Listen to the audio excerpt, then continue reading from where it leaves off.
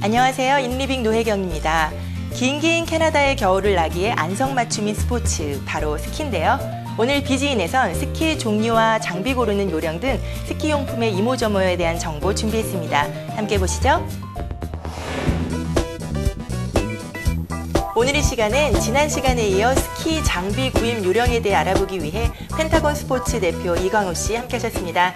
안녕하세요. 네, 안녕하세요. 펜타곤 스포츠 이광우입니다. 네, 저희가 지난 시간에 스키에 대한 여러 가지 유용한 정보에 대해서 알아봤는데 오늘은 직접 이제 스키 장비를 고르려면 어떻게 해야 되는지 차근차근히 알아볼 텐데요. 먼저 그 스키나 스노우보드를 즐기기 위해서는 정말 많은 종류의 장비들이 필요하잖아요. 그럴 때 먼저 우리가 어떠한 용품들을 준비를 해야 할까요? 예, 스키, 스노보드를 즐기기 위해서는 이제 많은 용품들이 필요하게 되죠. 우선 스키 같은 경우에는 플레이트, 바인딩, 부츠. 스노보드 같은 경우에는 스노보드 데크, 이제 판이라고 하죠. 플레이트, 그리고 바인딩, 그다음 부츠. 그렇게 기본 장비가 이제 필요하게 되고요. 그 외에 스키 같은 경우에는 폴이 하나 더 필요하게 되고요. 그리고 옷, 그리고 액세서리 종류는 거글이라든지 장갑, 그렇게 모자, 헬멧 그렇게 필요하게 됩니다.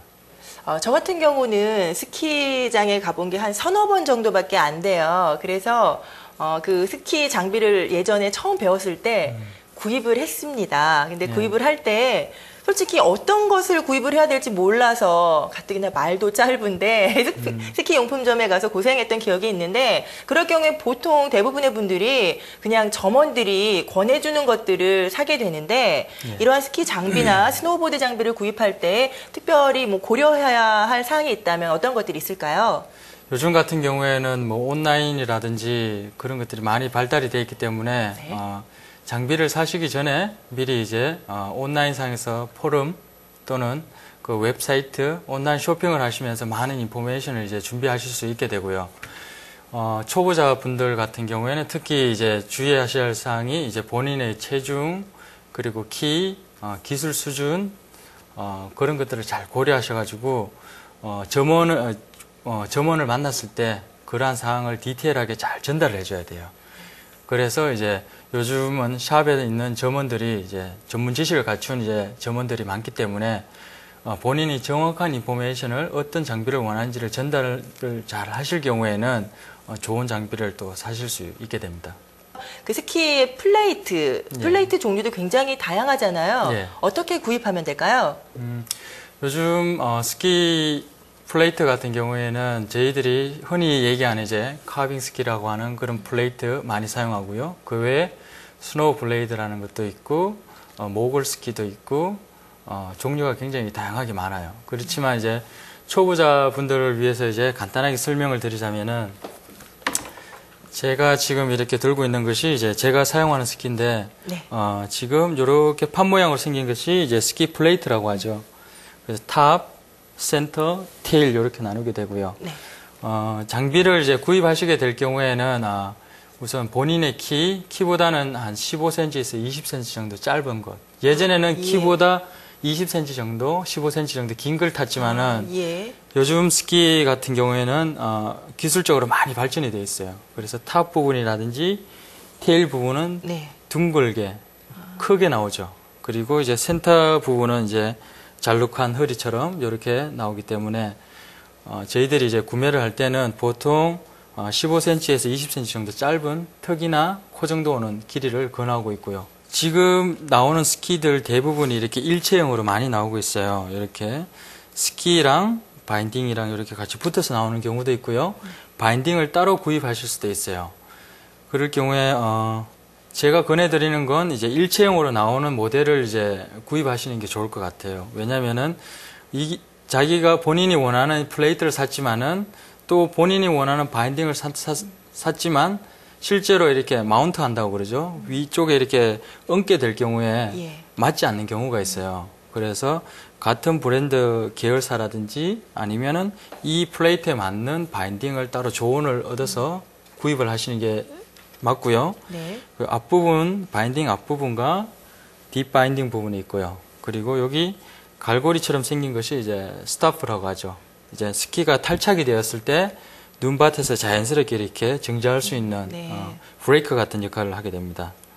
그리고 초보자분들이 이제 스키 타시기 전에 주의하실 점이 앞부분에 보시면 이제 눈금 게이지판이 있죠. 네. 이게 딘이라고 하는데 이 부분과 뒤쪽도 물론 있어요.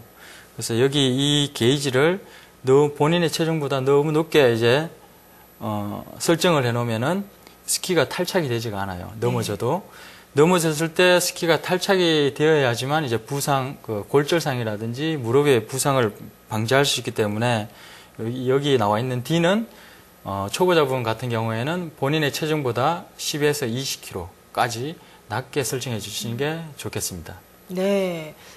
그런 것들을 뭐 사소한 거라고 넘기시는 게 아니라 그렇게 세세한 것들에 뭐 세심하게 주의를 하셔야 안전하게 스키를 탈 수 있는 네. 거고요. 꼭 기억하시기 바라고요. 그리고 그 다음으로 스키 플레이트와 바인딩이 있어요. 그 다음에 네. 필요한 것은 부츠잖아요. 예. 부츠를 고를 때 아무래도 부츠가 신발의 역할을 하기 때문에 굉장히 중요할 것 같은데요. 예. 부츠 사이즈는 어떻게 골라야 할까요?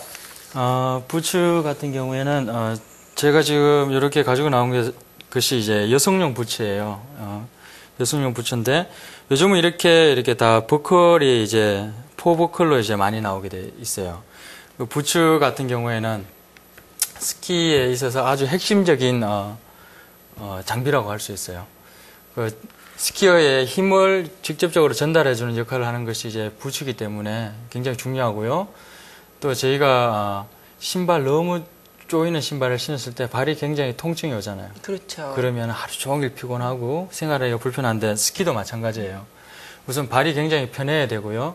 그리고 편안한 착용감이 있어야 되기 때문에 이제 부츠를 고를 때 아주 신중히 골라야 됩니다.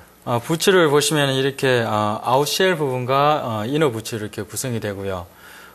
부츠를 우선 이제 고르실 때는 우선 뭐 샵에 가시게 되면은 직접 신어 보시고 그리고 20분에서 30분 정도는 이렇게 워킹을 해 보셔야 돼요. 네. 예. 실제로 거기서 이제 맞다고 사시지만은 신다 보면 굉장히 커지는 수가 있어요.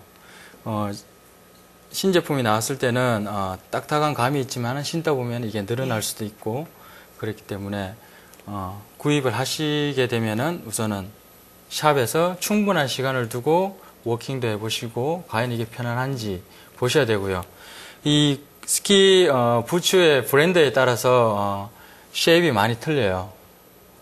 그렇기 때문에 각 브랜드별로도 많이 신어 보셔야 되고 다른 장비들 사는 것보다는 부츠 살 때는 한 며칠이 더 걸린다고 이제 생각하시면 네. 되겠어요. 그 사이즈 같은 경우에는 본인이 신었을 때 엄지 발가락이 앞부분에 닿을 정도 그 사이즈로 하시고요.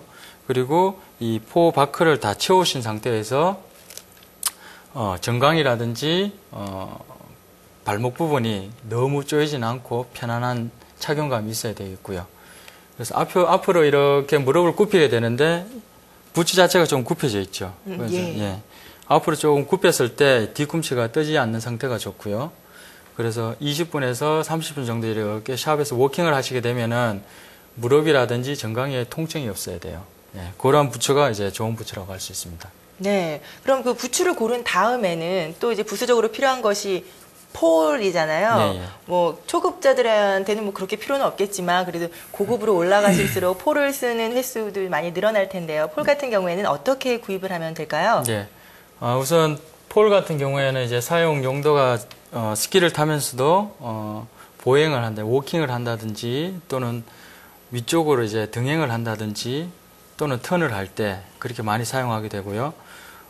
그래서 이제 초보자분들은 밸런스를 잡기 위해 많이 사용하고 중상급으로 갈수는 이제 턴의 시기를 이제 결정하는 역할을 많이 하는 게 폴인데 지금 이렇게 보시면 이제 크게 세 부분으로 나누죠. 여기 스노우 링이 있는 부분과 그리고 이렇게 샤프트, 폴대라고 하죠. 네. 그리고 그립 밴드 이렇게 크게 나눌 수 있고요. 구입을 하시게 될 때는 이제 가볍고 탄성이 좋은 것으로 이제 구입하시면 되겠고요.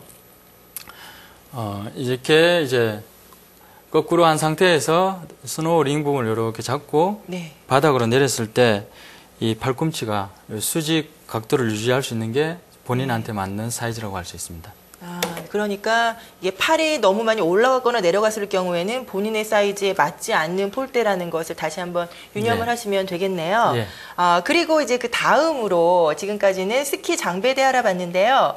이제 보드 같은 경우 젊은 사람들 굉장히 좋아하잖아요. 예. 보드 장비 구입은 어떻게 해야 합니까? 예, 보드 장비 같은 경우에도 지금 장비가 굉장히 개발이 많이 돼 있고요. 기술적으로 개발이 많이 돼 있고 크게 이제 프리스타일, 그리고 알파인 스타일, 그리고 올라운드 스타일 이렇게 많이 나누고 있어요. 지금 제가 오늘 가지고 나온 건 이제 네. 거의 올라운드 스타일에 가까운 스타일이고요. 크게 이제 보면은 여기도 앞부분, 헤드, 센터, 이렇게 테일 이렇게 나눌 수가 있어요. 네. 예, 그리고 지금 보시는 부분이 이제 바인딩 부분이고 또 부츠가 필요하겠죠. 이 플레이트 같은 경우에도 본인의 키, 체중, 그리고 기술 정도, 그리고 특히 스노보드 같은 경우에는 또 본인이 타는 스타일, 그리고 알파인 스타일이냐, 프리스타일이냐, 또는 내가 하프파이프에 이제 들어가느냐, 그 기술을 어떻게 접목을 시키느냐, 여러 가지 이제 변인 요인이 많아요.